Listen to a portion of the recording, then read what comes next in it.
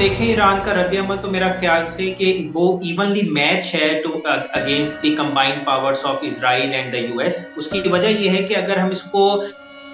जो पिछली 12 रोज़ा जंग है उसके साथ मुवाज़ना करें तो ईरान का रद्द-ए-अमल आने में तकरीबन 12 से 18 घंटे लगे थे। वो भी अगरचे उन्होंने 24 घंटे के अंदर-अंदर रिस्पॉन्ड कर दिया था, लेकिन फिर भी उनको एक ख़ासा टाइम लगा था क्योंकि उनके ऊपर अटैक दिन के वक़्त हुआ था और उन्होंने रिटेलिएट रात के वक़्त किया था। लेकिन अगर अब की बार देखें तो ईरान ने विदिन 1 आवर जो है वो अपनी रिटेलिएशन शो कर दी है, तो इसका मतलब ये है कि अब की बार वो बेटर प्रिपेयर्ड थे as compared to the 12 day war. दूसरी अगर हम इसके ऊपर नज़र डालें तो पहले ईरान ने सिर्फ़ इज़राइल को निशाना बनाया था, जबकि अब की बार ईरान ने इज़राइल के साथ-साथ 5-6 दीगर ममालिक को भी निशाना बनाया है, जहाँ पे अमरीकी अड्डे मौजूद हैं। और तीसरी बात ये कि पहले ईरान का जो मद्देमुकाबिल था, वो सिर्फ़ एक ही स्टेट थी इज़राइल और जबकि अमरीका ने उससे इनिशियली लाताल्लुकी का इज़हार किया था। लेकिन अब की बार क्योंकि अमरीका खुल के सामने आया है, तो ईरान ने इज़राइल के साथ-साथ अमरीका को भी निशाना बनाया, यानी कि एक ही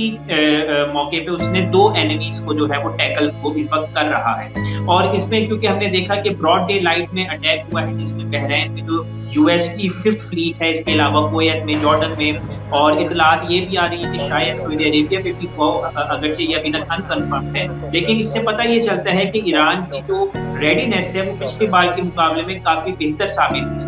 अब देखना ये है कि यहाँ से जो एस्केलेटरी लैडर है वो किस हद तक जाता है और उसका कंट्रोल किसके पास होता है, क्योंकि हमने देखा है कि ट्रम्प का जो है वो बाकायदा बयान आ चुका है कि वो regime चेंज होने तक जो है वो अपनी एयर स्ट्राइक्स वगैरह जो है वो जारी रखेगा। इसी तरीके से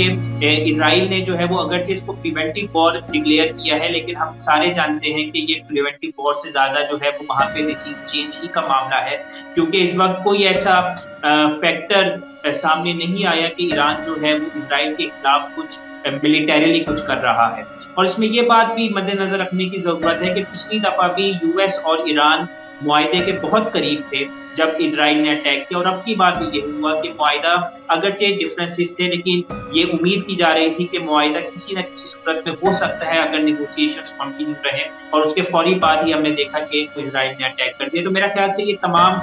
सिनेरियो को मद्देनज़र रखते हुए ईरान का जो इस वक़्त रिस्पॉन्स आया है, वो उससे ये बात साबित करता है कि ईरान नेगोशिएशंस के साथ-साथ अपने आप को मिलिटरीली भी प्रिपेयर कर रहा था।